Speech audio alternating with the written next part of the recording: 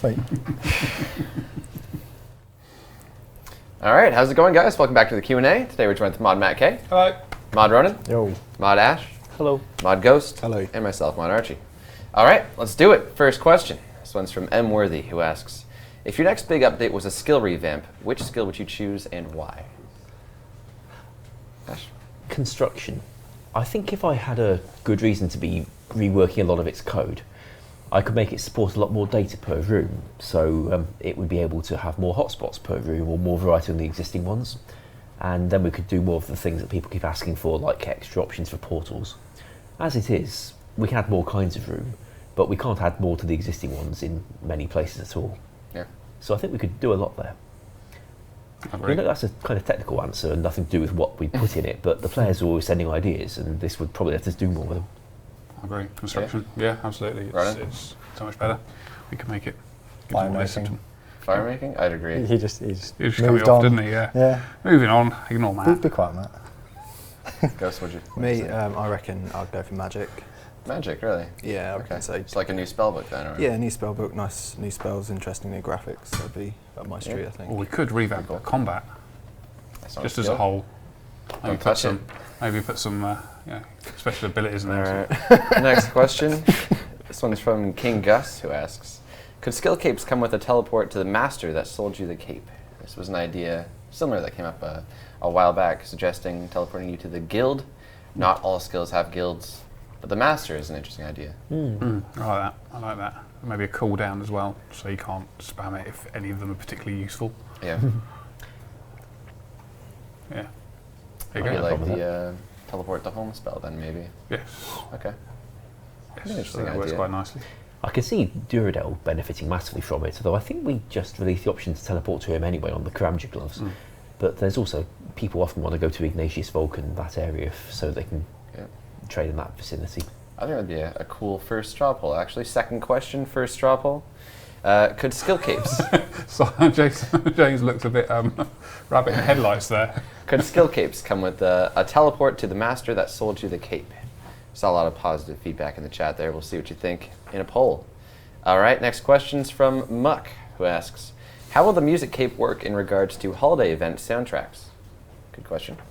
What we do with holiday event soundtracks is we, when you go into the room for, say, Easter 2015, it unlocks the music for Easter 2015 and also 14, 13, all the previous Easter tracks, like Easter Jig, Funny Bunnies. Same at Christmas, we hopefully remember all the random things that got unlocked that in 2006 and make them all available each Christmas when you go into the event area. Right. So you just have to wait till the next iteration of that holiday comes around, then you get all the tracks relating to that holiday. Okay, there you go. All right, next question's from Balbarian, who asks, can we receive more mid-level content? Currently, it seems most new content is designed for higher-level players, asking to show the noobs some love. I mean, I suppose it depends what you call mid-level, really. What do you think People when you will think talk mid-level? different. I mean, I think what we're looking at, 30 to 60. Really? I was thinking Seems like about 70. mid-level. Yeah, so there's so many different Okay. opinions, and he may well have his own opinion anyway of what would mid-level would be. Some people think 90 plus is high, and anything between sort of 70 and 90 is mid-level. So you know, sort of probably need a bit of qualification on that. But I think we could do more stuff if more people wanted it. Really, is what it boils down to. I think, Gareth, you had an opinion on wanting more lower-level content, like a lower-level boss, something like that? Yeah, I wanted the Hellhound Boss to be a bit lower level, to be honest, Yeah. just because that'd fill a big gap that's there, particularly for bosses.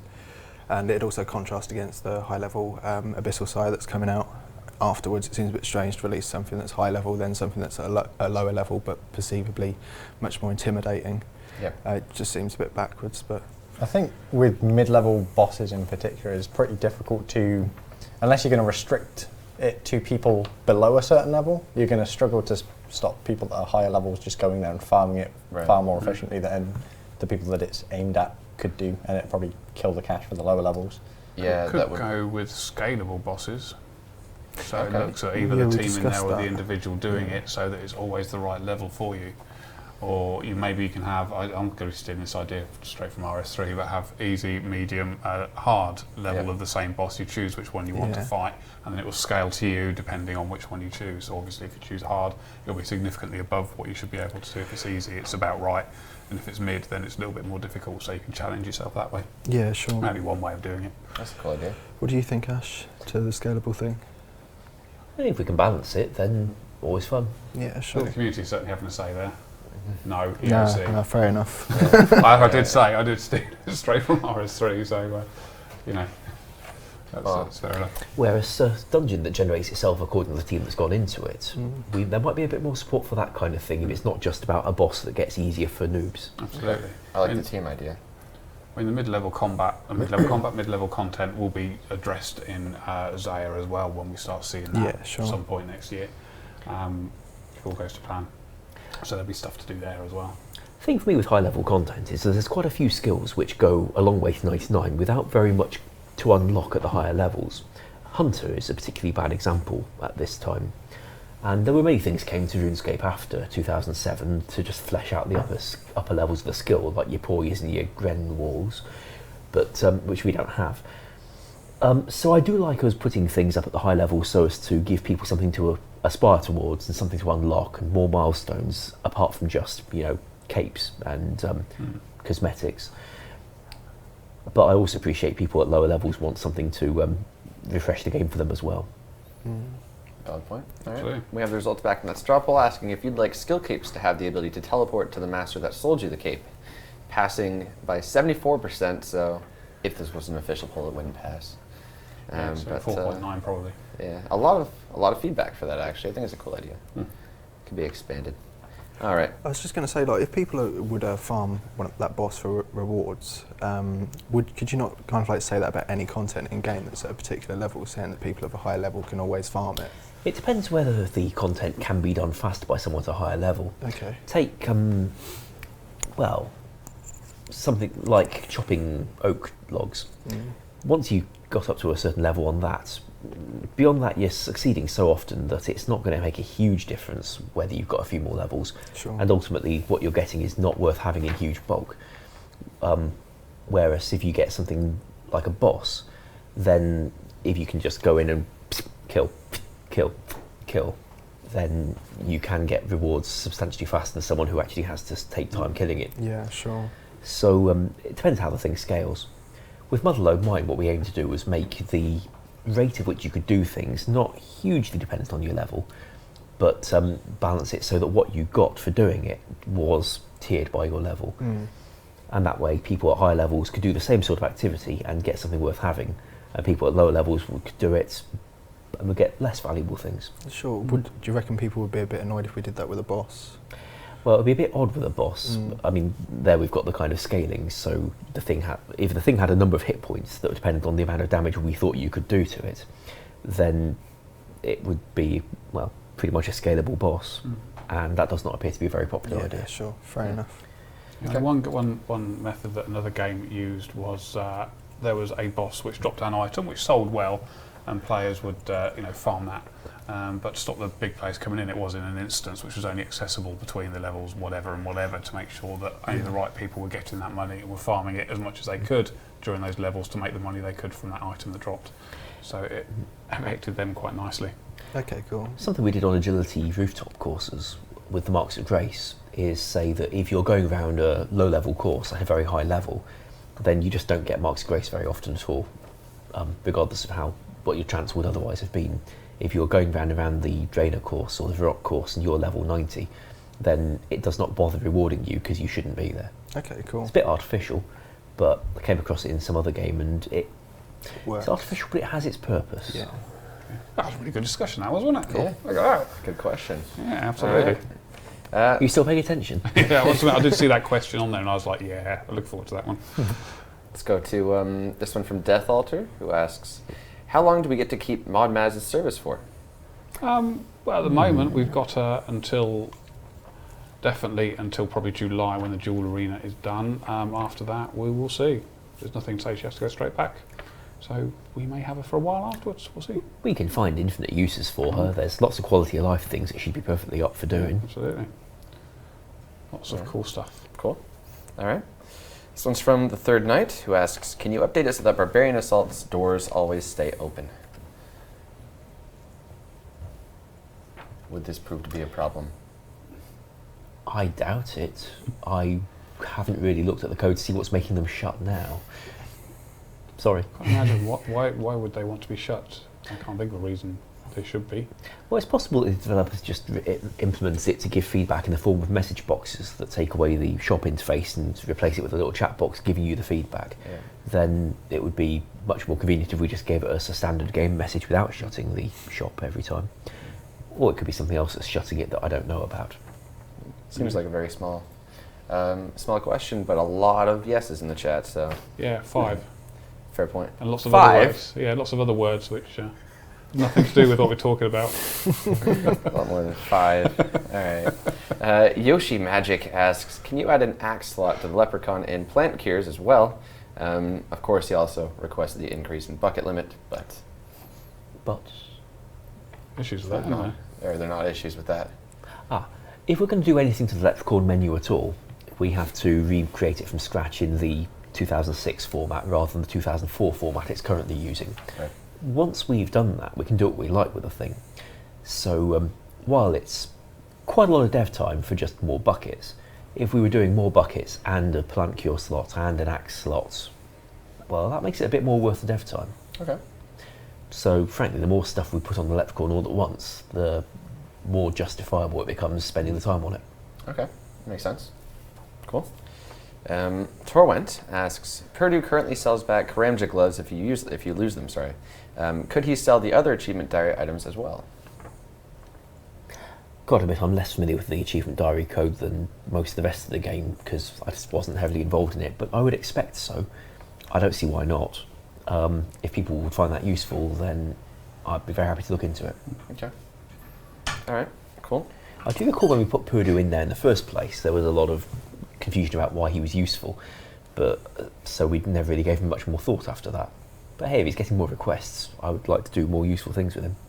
Would you want to charge them to get everything back, or? Well, he charges for the Karamja gloves. Yeah, I think it's not much. I mean, though. we designed him with the idea that if you could get the thing back for free by going to talk to the dude, then you could get the thing back more conveniently for paying a few hundred coins by talking to the dwarf instead. Okay. Cool. All right. Not a Cow asks, could you pull adding a cook all option for Karambwans? They're currently the only fish without one. This one. So the MakeX interface used by Karambwans is the exact same one used by, well, many other skills like fletching, where you've got the choice of two things and a MakeX option for both. And if we're going to start messing with that interface, firstly we have to recreate it in the newer format because it's still a 2004 format interface, which we cannot edit. And then, having done it, it's going to affect all the other places with two options as well. So, not a small job for just adding what looks like a very straightforward thing. Yeah. Disappointingly, I actually reworked all the MakeX interfaces in about 2010 to give them make all, but I was doing that for the entire game. It was quite a substantial change to the way you trained. It required, of course, also that we retest every skill feature in the game that was using it, which is quite a lot of skill features. Yeah. And I have to admit, I didn't get it right first time either, and we got some interesting bugs out of that. Right. Big job. But it's all then. possible. All right. Next question. Mrs. Talkar asks, when reverting teleport tabs after using scrolls of redirection on them, can we get the scrolls back? This player, for example, made a mistake of accidentally redirecting over 1,000 Trollheim teleports. So, I want to think just do one. Maybe a bit of a warning on large amounts might be an idea rather than giving them back. So I'm guessing we take them out so that people have to keep going back to where they got them from, Right. and doing that again. So we probably don't want to give them back. But yeah, I think maybe a warning on large amounts might be a wise idea there, I'd agree. because I can imagine that being quite a pain, Yeah. quite frankly. Yeah. Okay. How should we define large amount for that? Ooh, 50, anything 100? bigger than that. We should warn you heard it about here, anything that's- bigger than that. That's about 72 from my measuring. Yes. All right. Anything bigger than 72. Interesting to see how many people say no. This one's from Unmute Ronan, just kidding, it's from Ochre, who asks, we're seeing a lot of fantastic PVM content make its way to the game lately. When might we get to see something PvP related make its way? October. Dead Dead Man Man Mode. Mode, yeah. Yeah. Yeah, I wrote, in fact today I was working on 73, see, see we were right. I agree, 73 is the right number. Is that the number I said? You said 72, so it's obviously one more than that. Oh, Job okay. done. They seem to have a habit today, the people watching, that every time we say a number they seem to spam it out. Right. So we should be careful not to say any numbers. Pi.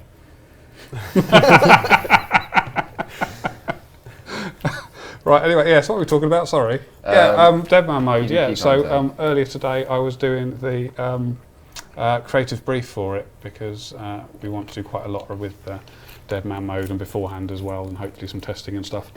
So you should set pi to 25 decimal points, really, shouldn't you? They got 2, which is not overly impressive in all honesty, guys. I've been sort of going through the internet and looking at pictures of angry-looking men to have. I know it's bizarre. If you walk past my screen today, there's some interesting images on it to get sort of the ideas right, so I can get the art team to create the right images for Dead Man Mode. I have lots of angry people in there is that what it killing was? each other. Yes, that's what it was. Okay. That's his story and he's sticking to it. Yeah, I thought you were just reading the absolutely. news See, again. in my opinion, it's scarier getting killed by a guy with a smile on his face. Wow, yeah, I suppose not. so. I suppose so. That's a great thing Imagine about like the mime RuneScape. mask. A man in a mime mask. Yeah. Horrific, yeah. That'd be an embarrassing way to go Yes. in real life, as in RuneScape. All right. Well, there's that. October. Cool. Betty asks, do you see more challenging / rewarding version of Barrows coming to Old School's future? Yes. I'd love to do that. How long in the future? Who Any knows? objections? But yes, I'd like to do that. Is it possible that the 7th brother in Old School could be a small Sister. gnome? Oh, okay. We're at two Maybe one who different isn't levels. quite an adult yet. Only if he was their half brother. Oh yes, of course that would be necessary. You were just working on the interface of Barrows for resizable. You were thinking about throwing in a gnome face, weren't you? Well, you know, we've got this interface where the Barrows brothers' heads keep popping up and leering at you, and I could throw in a gnome child occasionally as well. I think that would scare you a bit more. That would be terrifying, All right. especially if I hadn't warned you on a live stream. So the answer is yes, definitely, but Yeah. time will tell. When and how it fits into everything, who knows? You know, it could be this year, could be next year, could be the year after, could be year after that. You know, could be 5, 6, 7 years down the road. So. There was, of We'll course, see. also many requests asking for, again, Barrows pets, but, I mean, a lot of people would say that's stepping over the line. Oh, we can do Barrows pets. Just have a little wheelbarrow following you around. You know what really is bad about that is I was thinking exactly the same thing. That's terrible. All right, cool. Alex asks, can the Old School client get a world map feature, or at least a link to one? I think it should have a world map feature, quite frankly. Yeah. It should certainly be able to have a button that opens up the picture, even if we don't have a built-in world map until later. Yeah. Although the mod Philip from the engine team did a little looking into it, and he reckoned we could have the a world map like the game had from, say, 2008 through 2012-ish. We might not be able to get a streaming nice version like RS3's got, but then copying RS3 isn't always the goal. Yeah. Indeed. But built-in maps for things like dungeons, Waterbirth Island, for example, those ladders would be a lot easier to navigate if we had the map that I did for it. Definitely. Yeah, no, I think that's one of the big things I miss at the moment. That and not being able to make the screen bigger, of course, which is coming next week. Pardon me? Fingers crossed. All right. Mars asks, last week you made a news post addressing some of the more pressing issues, such as Nightmare Zone and splashing. Can you share any results made so far? No, because we haven't got any results. Part of one of the things I said in that news post was that we need Ian to do some magic stuff with the data in the game, push it through to the data warehouse so that the analysts can analyse it and tell us what's going on. Obviously, Ian's working on resizable mode at the moment, which is much more important than that. We've then got a bit of optimization work to do with some of the servers that are getting a bit full of information at the moment, so he needs to do that. And then he will start looking at the moving the data across into the data warehouse, and then we can ask the analysts to find out everything we know.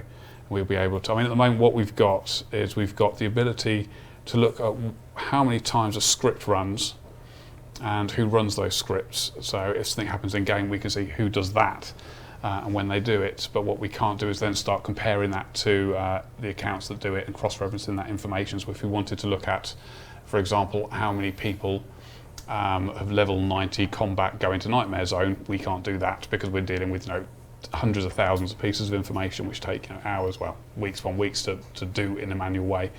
But what we can see is how many people do go into Nightmare Zone and how many level 90 players we've got, but we just can't cross-reference those at the moment. So that's what this new thing will do.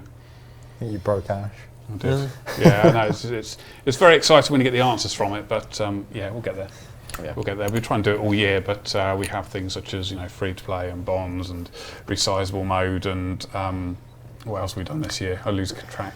Zora and Achievement diaries.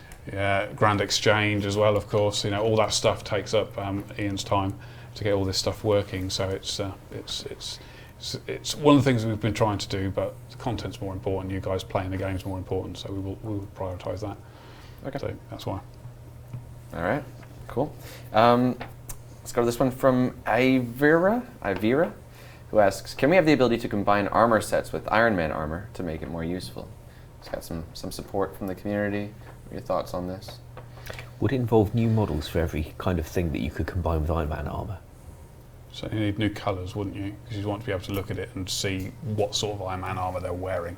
Yeah. So maybe just recolouring the existing ones to the new types of armour. That makes sense? Couldn't just give the armor a slightly more grey tint. I was going to say, Yeah. just make it grayscale. Yeah. If it's iron, then you just turn it into like an Iron Man thing. So just make it that item, but grayscaled. But then you've got the problem that people can't look at it at a glance and work it out. Exactly. So if you were to combine it with rune armour, for example, you'd expect it to be blue. Right. Yeah. So that's what makes it simple. And that's what you guys told us is important. It's been asked since day one. In fact, before we even bought Iron Man out, it's been asked for. Yeah. Because it does look good, and it's one of your first projects, wasn't it? Yeah, Iron that was Man my armour? first project. Yeah. So it looks good, and players obviously want to wear it, but it's just not as useful as the other armour. Yeah. I would, however, like us to offer Ranger and Magic versions. At the moment, the Iron Man armour is very properly made of iron. It would be nice to have some kind of beginner kit so that if you're a mage, you can show your Iron Man status. Yeah, Right. I think a grey robe might. I don't know. It depends how spiky it ends up being. There's certain armour that you can put with robes. For example, you can have armour plates that go all the way down the legs that sit over robes and that sort of thing, like we saw with the void armour and things like that. Is that what it is? Yeah, it's not strictly armour, but it's like a layer that goes over, so you can make it sort of look metallic and that. But we could go on all day discussing the aesthetics, but yeah, I can do that, so that's fine. Okay. Cool. Right. So before we get into the Hellhound Boss preview, I think we wanted to address commission staking. Yes. Should we do so now? Yeah. So commission staking, you know what it is. It's 0% commission staking. Last weekend I spent my Sunday evening going through a list of 25 people that had recently been commission staking and ended up banning 23 of them, which is not great. There are some people who have been doing it legitimately, not huge amounts it seems. So we've been in touch with Twitch, and we've asked Twitch if they can start banning people who are commission staking from streaming. We will be doing the same thing that we see them as well, doing it in game. It's a shame. I was telling you guys earlier, the potential of it was really good. What you could do is you could do this staking. You could not make any money from it, but you could help other people make money, and you could build up a nice little community surrounding what you were doing, and you could actually make quite a lot of money through Twitch doing it legitimately. But everyone's gone for I'm just going to nick that 500 mil and sell it, and it's like, why? And then you find people that are just staking their friend, and so even if they lose, they still keep the money. Lots and lots of people complaining that, I got banned accidentally. No, you really didn't. You know what you're doing. It sucks, but people want an easy way out, I guess. But it's a shame. Could have been so much better, but there we go. All right. Disappointed, but. There's proper reasoning behind it. So yeah, absolutely. Let's not sort of taint every person who's done it with somebody them being a bad person, because they're not. Because a lot of people have tried to do it legitimately. They've tried it 2-3 times. They've seen, I had a bit of fun, but ultimately I'm not getting anything out of it, and carry on doing something else. But yeah, it's taken up an awful lot of time, and got to deal with it properly. So that's what's happening. There we go. All right.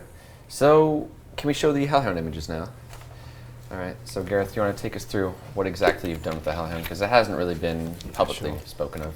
That's fine. I think our owner's muted. You might have something to say. I'm not muted. There you go. Thank you. Okay. Ronan just came back from America. You did. What did you get up to in America? Yeah. You saw some interesting things. I understand over there. I did. Sorry, we completely No, divided you're you. fine. Let's talk about Ronan's America thing. Yeah, The images Ronan's aren't up trip yet. to America. Yeah. Where'd you go in America? Chicago, Niagara Falls, Pennsylvania, New York. That's it. Yeah. So Yeah. we brought back some sweets as well. We brought back loads of sweets. Loads. I've been eating them. Yeah, we like Ronan now. You brought back Now? Wow. It's okay. Swedish fish, which is quite nice. There we go. Some really good tasting American chocolate. Yeah, which Ian went and put us. Ian put us all off by telling us about a chemical that's in it. It's the same as you get in vomit. So And I've tried some of that chocolate. He's not wrong. it's very odd. It's Hershey's. The junior mints are good though. Yeah. Okay. Hellhound stuff. Yeah. Yeah. Take it forward, Gareth. Is the image actually up? Because I can't. Yeah, there we go. Cool. Right, so it was called Cerberus. A lot of people were wondering why it didn't have a snake for a tail and things like that. It's actually based on a hellhound. We're not just going to make Cerberus from Greek mythology. But obviously, we've tried to incorporate some of the aesthetic from Cerberus, hence why it's got 3 heads. Each head's slightly different. I don't want to make them all completely different because it's a matter of time and polygons. So you can see one's got an ear gnarled off. The one on the other side, which you can't see, but you will be able to see in the second image, has got a closed eye with a scar on it. And the one in the middle is just a bog standard head with no ear missing and no eye scarred. It's got breaks in it, almost like it's filled with a fire-like energy, like it's come from the pits of hell. We were originally going to have collars on it as well, containing the jewels that people can get as the reward drops. But I decided against that just because it kind of feels like the animal's been domesticated. And really it's a wild demonic dog from hell. So it's actually got them sort of burrowed into each of the sternums. I might remove the one on the left and the right as we go because some people feel that the aesthetic's slightly overworked. There's minor amounts of people thinking that, but it's nice to kind of let them have a say too. So it might just end up with one in the middle, but it's probably a couple of months until this comes out, so anything can happen with it. You can tweet me and give me feedback if you want, because it is technically still in its feedback stage. Oh, lots of cute puffy dogs. That's a cat. Adorable, isn't it? Yeah. Cats. Do we have the dagger to show as well? Yeah, sure. We've got the Abyssal Dagger concept as well. Oh. Yeah. The model eludes us for the time being, but Alfred will be back soon, so he can hopefully point us in the right direction. He's starting on Monday, isn't he? He Alfred? has started on Monday, yeah. Exciting stuff. Hang on, you mean we don't know where he saved it last time he worked here? No. Okay. Very So cool. the big question is what we're going to call the Hellhound pet. I want to call it Fido. Help up, surely. It was on the blog. Yeah, help Help up. up. Sounds Yeah. cool. Help up. Help up. Yes. Would you like some help up? Yes. All right. Awesome. A lot of That shouldn't make me laugh that much. But it does. a lot of positive support in there. Looks pretty damn cool. All right, next question. This one's from Sunstriker, who asks, when will you be looking into changing Carrera's attack? It currently calculates mage damage based on your range defense, not mage defense. Ash, you want to take us through this? Yeah, now some players asked me on Twitter the other day, when Kriara's doing a magic attack, is it rolling against your magic defense or your range defense? And it's rolling against your range defense. Now, you wouldn't expect that. And you might also assume it's a bug. I thought it might be at first. But I had a look through some more of the game and found there's other monsters doing it too.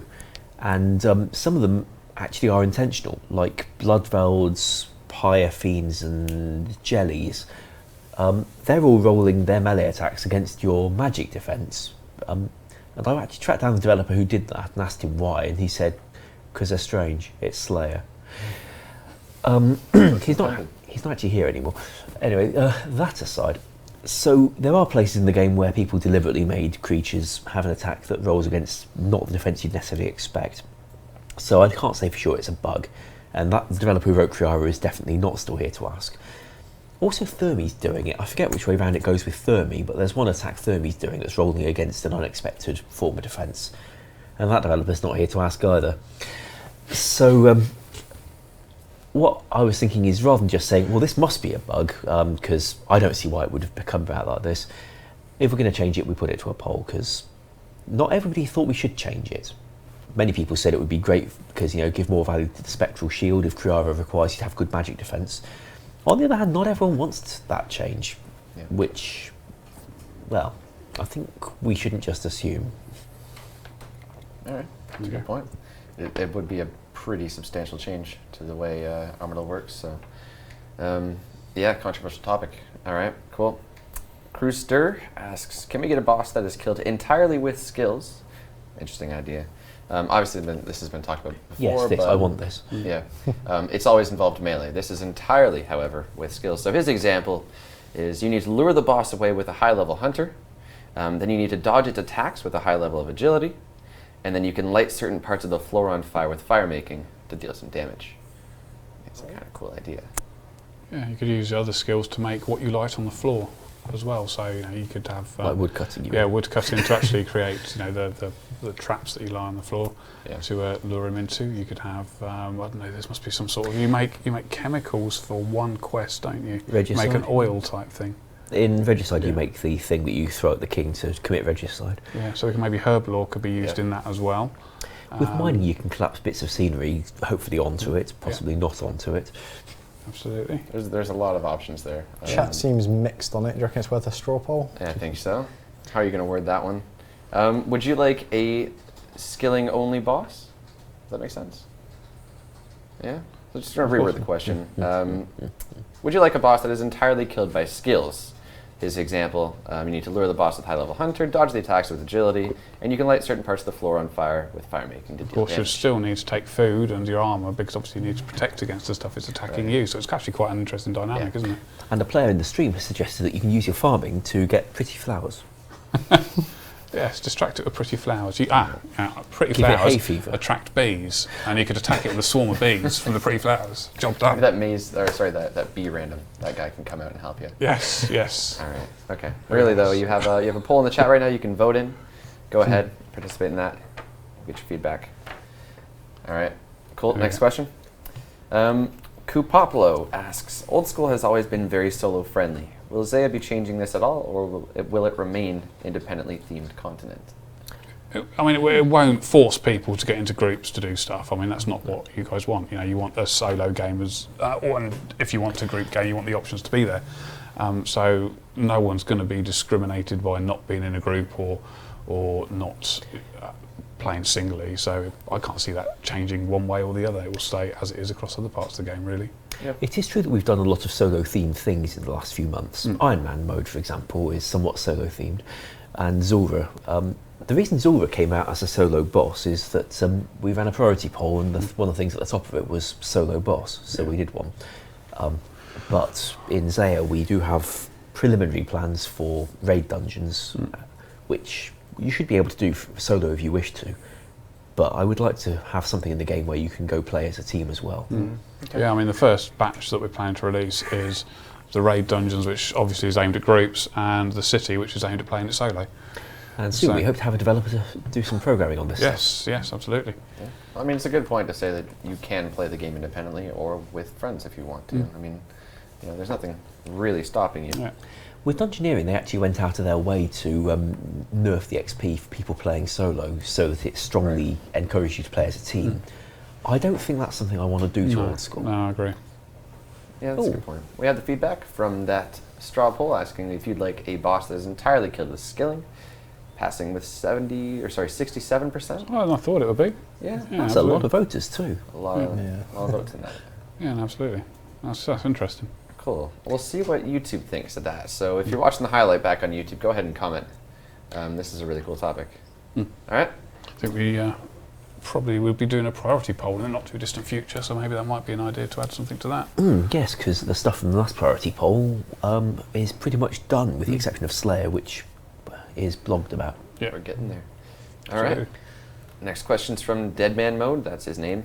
So he says, so this is an idea he's pitching. The spinal cord of an abyssal demon makes the abyssal whip, which is awesome and relative to Slayer. So he's asking, what about the idea of introducing a crush weapon from the head of a dark beast? We have an image for this to be shown. Yeah, I saw this image. So he's also saying it has the potential to include the Kraken tentacle around the spikes that would enhance the power, and after 10,000 hits, it would devour the spikes and deteriorate the weapon. So there you can see it. You don't really need a handle for that thing, you just grab and go. I do love the fact that it is just the top of the dark beast. Yeah, it's not really the head, it's just the forehead. I would want you to take it somewhere and polish it and turn it into a proper bone weapon. All right, so maybe some crafting involved after you get the drop then. Or is there something more I'm missing here? There is, yes. Okay. Yes, there is. There definitely is. We'll get there. No, All right. Back to the idea though. This is a crush weapon. Yep. We don't really have many crush weapons. It's an interesting idea. Do dark beasts need the loot table buff? Well, the Dark Beasts do have that Dark Bow, which will probably be the most damaging ranged weapon that we're ever going to do, because I cannot see anyone asking for something that hits harder. Yeah. So it might be a while before that goes out of fashion. And if we're going to do other Slayer creatures, there's a likelihood a lot of them will turn up to be at the high end of Slayer. So it could be they'll need some appendage that you can, rip off and polish and use as a weapon in future. But I do like the idea, and I like the picture as well. Okay. Although I question all the spellings of Abyss in the captions. I mean, it is a really good point. It's a cool idea. The whip comes from the spine of the abyssal demon. It's really the only thing that I know of in the game that actually comes from, the physical part of the monster. So We're about to go there again with the abyssal dagger, I believe. right, okay, And yeah, it is a good theme. yeah, cool. I really liked that design, to be honest. It looked like it fit. Yeah, It's kind of works, cool isn't that it? you're wandering around with like something's head that you've ripped off on a giant spike. And so much cooler than the rat pole. Yes, indeed. All right, cool. Good idea there. Deadman mode. All right. Magic Fang they're talking about as well. Okay, The so tentacle. didn't actually go into the special weapon, or sorry, the special attack. Oh. Get your opinions on this. So he's proposing a special attack that would shock the opponent and slow their weapon attack speed in half for a short period of time. So slowing your opponent down, not running wise, just attack wise. Not something we currently have. It's a unique thing, isn't it? Yeah. Interesting how that would work. 'Cause you've got, PvP would be quite an interesting thing, how that will Yeah. impact on that. It'll be sort of a one-use weapon. You'd only use that for the special, wouldn't you? But you don't really want to use that right at the beginning. Depends how long it'll last. Yeah, I'd have a hard time finding it terribly useful if it took up 50%. They'd have to replace the AGS. So we'd have to keep it out of the duel arena as well, I think, because I could see that being a The bit of a duel- drama in yeah. the duel arena. Yeah. It doesn't Yeah. seem all that popular to, mind you, nor did the skill boss. Yes. Right. Well, all right. So idea-wise, cool idea. Special attack-wise, some thought. Yes, indeed. Definitely. Indeed. All right, cool. Habanero asks, can burning higher-tiered logs create longer-lasting fires? To prevent trolling, you can only light one of these logs at a time, or one long-lasting fire, at a time, and they cannot be placed next to each other. So a magic log might burn for Don't 10 they minutes. last longer 15 anyway? minutes. Or was I imagining that? I don't think they do. Don't they? Okay. I think if they do, it's going to be by a period of like seconds. I think also it'd be massively annoying if they all did at the moment, because if you want to train fire making on high-end logs, then you probably don't want the fires to stick around quite that long. Yeah. Maybe we could have braziers around the place, which you put the logs in, set fires, they last longer in there, so you don't have so many people burning them for the sake of getting people's way. Seeing a lot of bonfire support right now. It would be heading in the direction of bonfires if we Yeah. go there. And the bonfire thing is lobbing loads of flames straight onto it, isn't it? But if you're only doing Yes. one in a brazier at a time, because they obviously want to do it to cook with. Right. So other people in the area probably want to cook as well. I'm thinking particularly, Piscatoris. no, I'm thinking mean free to that the play Karamja Karamja. monsters, Yeah, where they're always, every 5 seconds you've got somebody asking for a bonfire to be lit. If you've got a brazier there, somebody can just lob some stuff in and burn it, and then Right. jobs are good and from there. I wonder if there's something else we could do with the fire that already exists to make it stay longer. Challenging, but it might be worth getting another skill in there somewhere. Okay. All right. Could you put fuel on it that makes it last for longer? Something that makes it burn slower? We had that whole idea in the artisan thing, didn't we? Adding, I can't remember what it was now. Doing something to logs to make it, We could to make have them slow something burning that logs. makes it burn slowly, but then equally, no, actually, ignore the idea. I was about to say something that makes it burn faster, but I was it's trying to probably think, not a good we idea. had, you added dust to it, some sort of fire burning dust to make it burn Could add firelighters longer. to this equation. Was it firelighters? No, it wasn't firelighters. What was it? I can't remember. There's something anyway. Of course, if we're going to do it as part of one of the members' skills, it's not going to be so helpful for the free-to-play on Karamja, but fire making is a skill. Yeah. All right. We're saying jet fuel. All right. Orenanville asks, could we get a Moon Clan teleport in our player-owned houses? What was that name again? Sorry. Moon Clan. Oh, Orenville? Okay, right. I don't see why not. Yep. Yeah.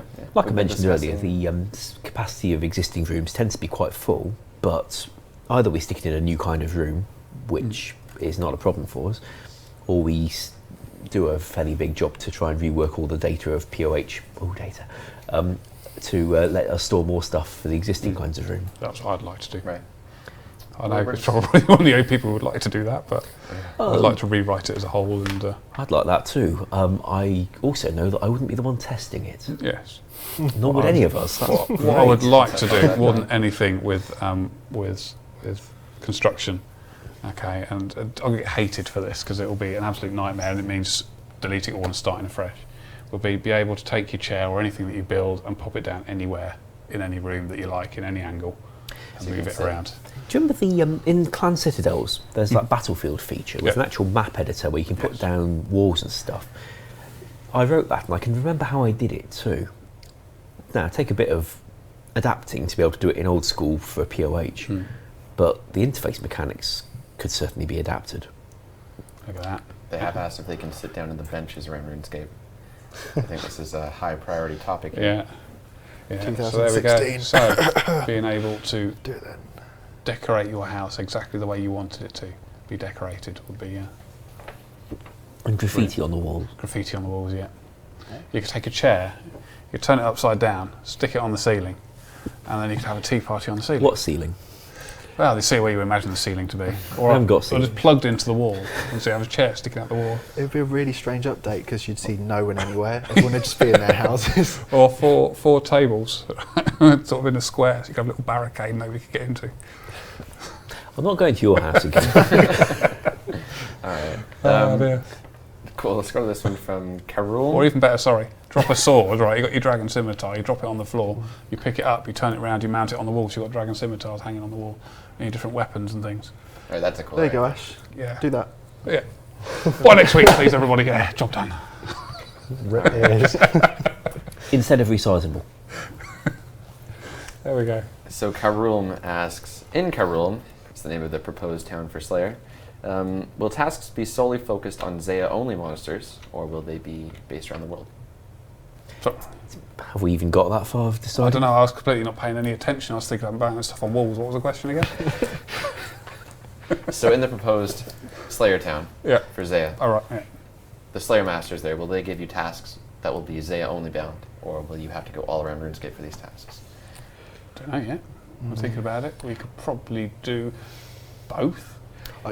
Sorry, I did think about this, and it'd just be nice if we didn't just make Zaya just its own little sort of bubble, basically. And occasionally, it would be nice to send people to the mainland to actually do stuff. Yeah, no, I Also think worth so. noting that unless there's like more than 10 different kinds of creature on Zaya, Yeah. it would be a fairly boring list.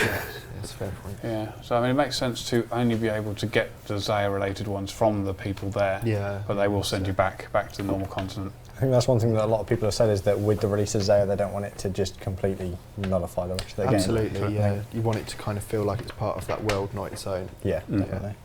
Alright. Cool. Next question is from DDS, who asks, will Resizable ever have the ability to resize the chat/inventory and world map? World map has come up more often lately. When he says resize the world map, do you mean he just add the world map? I assume he the means mini-map, the the mini-map. thing in the yeah. Oh, that Yeah. one. Now, although we won't have anything for launch, Ian's been spending a bit of his personal time investigating algorithms for processing the inventory area, chat area, to just make them bigger, but using the same appearance. And the idea is that he can generate these things automatically in code, looking like the same art, but without pixelating horribly the way it would if we just stretched it.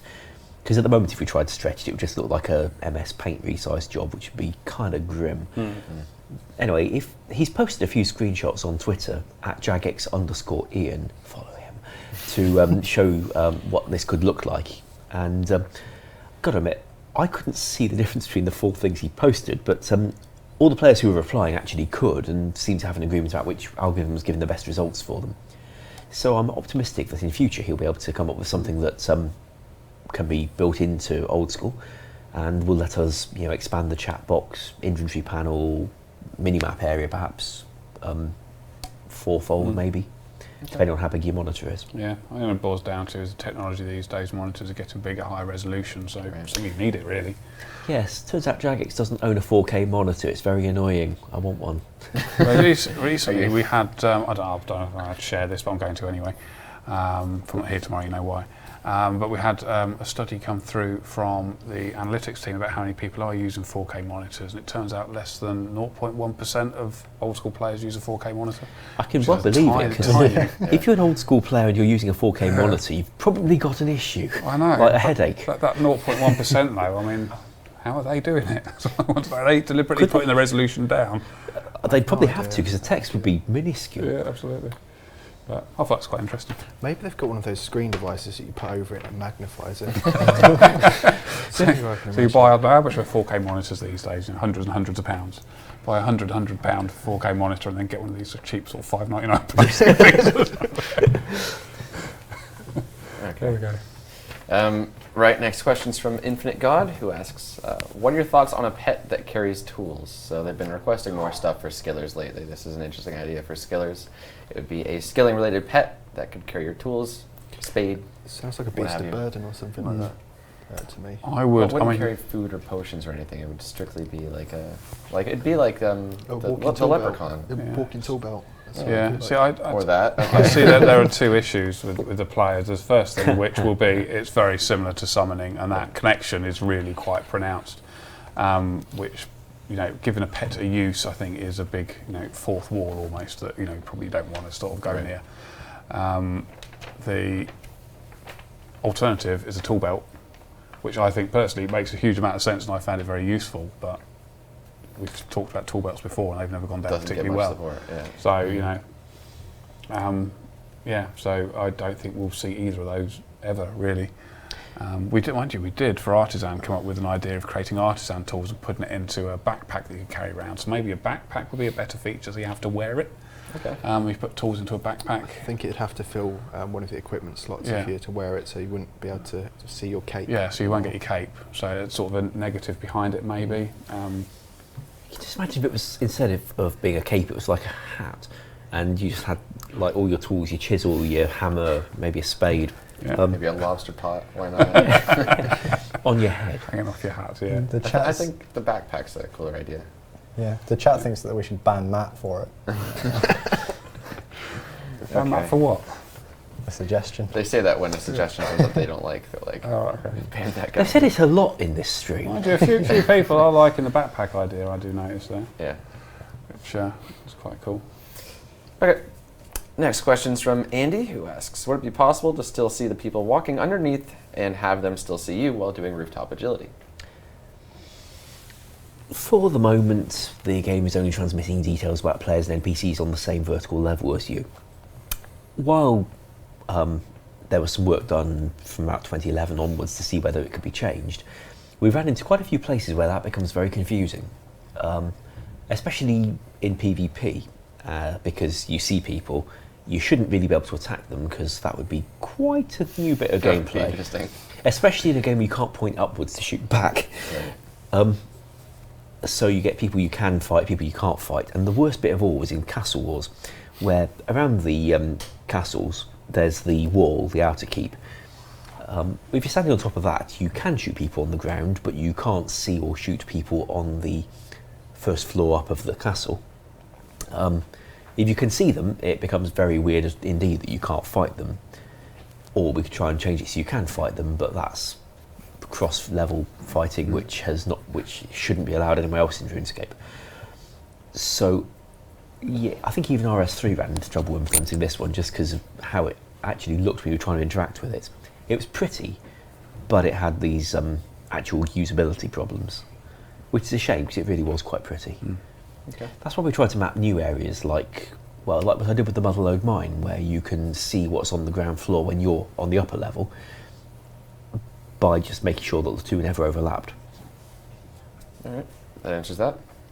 Moving on, as Matt would say. Sweet Buzz says, following resizable, will loot share or XP drops take priority as the next big update? Well, we might have two developers by then. You never know your luck.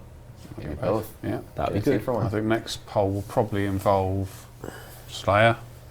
Will definitely involve XP drops, I think.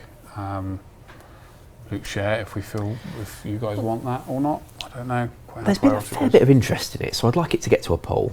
And thing is, it's a biggish job. We have to go to every single drop table and edit it to use, well, an algorithm for deciding where to put the loot, etc. And that's not going to be a quick thing. But I think we could reasonably poll that alongside XP drops without, and still deliver at least one of them in a reasonable time frame, and then come back to the other one maybe a couple of weeks later. Right. So I think we can go there, unless of course there's a lot of other things they wanted to prioritise instead. Yeah. Also, after Resizable comes out, what we should really prioritise is bug fixing. Yeah. Because we're the best one in the world. There's 540 blinking interfaces in the game, many of which had to be updated for this. And I don't think we're going to get it all right first shot. Testers doing what they can. We're borrowing some extra testers from the RS3 team, but we're not in a position to offer you a whole load of beta servers to test it out on with us, which is a shame because this is what they'd be for. I think there's going to be a few things that you'd like us to implement differently, or things that kind of work and are fit for purpose but could be done better. And I expect you'll be letting us know about that kind of thing all the time after Resizable comes out. So that'll probably be the top priority. Okay. We also need to pull Deadman mode soon as well, because work needs to start on that soon That's exciting. from the art team's perspective. So that'd be quite interesting. All right. Next question's from Infinite God, asking, could the World Switcher still give you the ability to log out? In case of danger, it can cost you your life when trying to switch back to the logout tab. Or just avoiding panic clicking. One thing we could do is if you click the bottom stone button, the one that switches you to the logout tab. If the logout tab's currently being the world switcher, it can just switch it back to being the logout screen. Should be able to do that. Beyond that, we could stick a logout button on the world switcher itself, although it's not entirely obvious where. It's a little bit full at the moment. Yeah. I like your previous idea. I think that would solve that pretty quickly. I think it would help, and occasionally I find myself clicking the thing and wondering why it hasn't changed back to being a logout button. Yeah, so it could be. Yeah. Okay, cool. All right. Oak asks, where can we submit ideas for the merch store? He has an idea of a Third Age Mage robe house coat. He says it'd go nicely with some Infinity or Dragon Boot slippers. I do like the slippers idea. It's kind of, I'm going to push for those personally. I found a reference in one of our object config files to a dragon toothpick and a dragon sponge. Well, I did. The developer just wrote them in. Fair enough. Email Ronan if you've got ideas. I think the issue with anything you wear is there's always going to have to, you can't just release something in one size. You're always going to have a small, medium, large at the very least, and an XL if you want to cater for that. So it's kind of like you've created 4 items with the hope of possibly selling on the basis that someone's asked for one of them. Right. So it's kind of a bit of a risky venture, whereas if you create something like key rings or hats, or scarves, anything like that, then they're always just going to be like one size fits all. So it's a much easier thing to shift units in that way. I mean, the biggest thing at the moment is sort of understanding what you guys want to buy. So it's a case that we've put a whole load of stuff in it. Some of the stuff is selling really well, some of the stuff isn't. And over the next sort of 12 months or so, we'll learn more and more what you want to sell. We know what you want to buy. We know that Gnome Child t-shirt is going to go, went really well. And that was a safe bet for us. The next one we've got as well, which we'll talk about later. Keep them hanging on. That'd be good. You will want to buy. So we know there's a couple of things that we can easily do, which will do that. And we want to sort of branch into all sorts of weird and wonderful things, plushes and all sorts. But it's again, it's understanding what you guys want to buy, so that when we're making this stuff, we don't end up with a whole load of rubbish all over the place that nobody wants. But that will be a slow process over the next 12 months of understanding what you're like as a market. If you do have suggestions, send them to oldschoolcommunity@jagex.com or just tweet them to me. Yeah, post on Reddit. Yeah, Yeah, anyway, really we'll nice. see them. Yeah, if they get traction on Reddit, they'll sell, so that's good. Yeah. If it gets a lot of Not too support on offensive, Reddit, of course. yeah. If it gets a lot of support on Reddit, I think that's a sound way to say people want it. Yeah, absolutely. Valid point. Absolutely. I'm still pushing for the D boots. I think that's We'll enough get of there. mod sellout for now. Yes. All right. So Brenny Beast asks, do you think total level worlds are more of a realistic possibility now that we have so many high level players? I think they're totally a possibility, but what we'd require to do them is a bit of work from the engine guys. In practice, that currently means Ian, and there are quite a lot of urgent things that we'd like Ian to do, like finish Resizable, which he's coming to an end of, but he needs to finish it. And Potentially XP drops. Don't think I need Ian for that. No? But there's a lot of stuff we could improve with the world switcher considerably if Ian were able to spend some time on it. And optimising the script runner so that World 330 and the other popular ones aren't grinding quite so much. And the data warehouse for Matt's data to go to. Frankly, we can find jobs for Ian until the cows come home, including half a dozen things people have asked us to change about about ops on pets and ops on other players when you're fighting. And the PvP community want us to look at PID again as well. So these are all things Ian could be doing. Which one comes top has never so far been the high-level worlds. Yeah. But it could be. I just don't think it will be. A bit more of a controversial topic still. Seeing a few no's in there as well. More people just saying 2200 plus worlds, which is like, I don't know how many people, but interesting. Not too many. What I've seen a lot of people asking for is just something like a fairly low limit on it, just so that spam bots aren't in that world, and less bots in general. So it isn't necessarily people looking for like some high tier elite level group of people in the world, just less of the there may be better stuff. ways to deal with the spam bots as well, because I've been working with Modweath recently about coming up with some ideas for how we can deal with them a bit more efficiently. Right. So if that's the main reason, then there's other ways we can address that. So we can start working through that. Might be possible to auto-detect them. Indeed. All right, cool. Next question's from Zars, who asks, we have time for a couple more questions, sorry. Do you have any plans in action in regards to rejuvenating Castle Wars? We're getting a big push this week. I don't have any plans. There was a suggestion, maybe it was last week or the week before on the Q&A, for an MVP in pest control, and they would get a bonus experience and bonus pest control points. Maybe we could do something like that for Castle Wars. I like that idea. The issue with that, I think, would be people going for the wrong objective, potentially, if they're trying to get the most kills, or maybe it'd be the most captures, or but I suppose, that's a point, because you get your little thing pop up at the end of the game that says you captured the flag 3 times, you killed 4 people.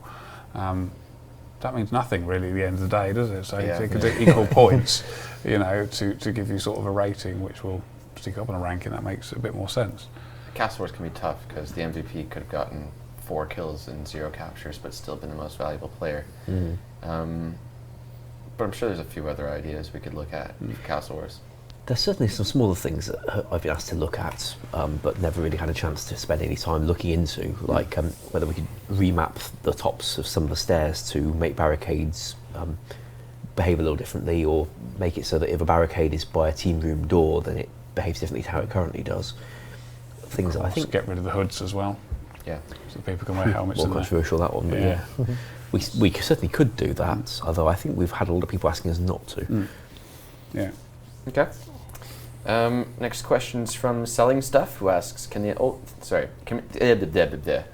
He said that, did he? Can the official Old School clan chats get ranks to take care of spammers? So this just came up because there was a screenshot from, I think it was the OSRS NMZ clan chat, had a bunch of people spamming. What were they spamming? Links to bad stuff. Do you really want him to say? Take care of Links business. to stuff, yeah. Lay down the law. I think that we could probably handle that through Player Watch. Yeah. I think get Tom to have, get someone to have a look at that. Yeah. All right. Cool. Next question's from Feeling Feels, who says, can you please clarify what exactly the Ring of Wealth actually does? I say this is courtesy of Modash. Well, yes, it would appear that in one of the Mythbuster streams we confirmed that the Ring of Wealth helps you when you're opening a treasure trail casket to get better loot. Now, I don't know where we got that idea from, but I've looked in the code and it doesn't. The only reference busted. A little late for that one. Yeah. I've looked through the code to see exactly what a Ring of Wealth does, and there are not very many things. If you have an imbued Ring of Wealth, then if you are killing monsters in the wilderness, you have a higher chance of getting a clue scroll from them than if you didn't have the imbued Ring of Wealth. Okay. So it does that. Doesn't affect what happens with the clue or what happens when you get the loot, just affects you getting the clue drop in the first place. That's something. I mean, And that's the only reference I could find to Rings of Wealth in the entire Treasure Trail folder. Okay, so what else does it do?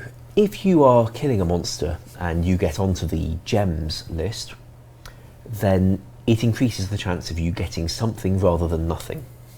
The gems list can drop, sapphire, emerald, ruby, diamond, etc., key half, or something off the rarer lists, or nothing. So if you get on the gems table, there's a chance you'll come out with nothing. The Ring of Wealth substantially reduces the chance of you getting nothing, which implicitly means it increases the chance of you getting all the other things. So you've got a better chance of getting a gem, better chance of getting something off the rare table, like a dragon spear, if you want a dragon spear. Right. It does that. Tsar creatures have their own gem table.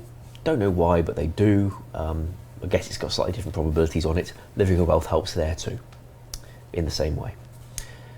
Does nothing in the main God Wars dungeon because none of the creatures there use the standard gem table.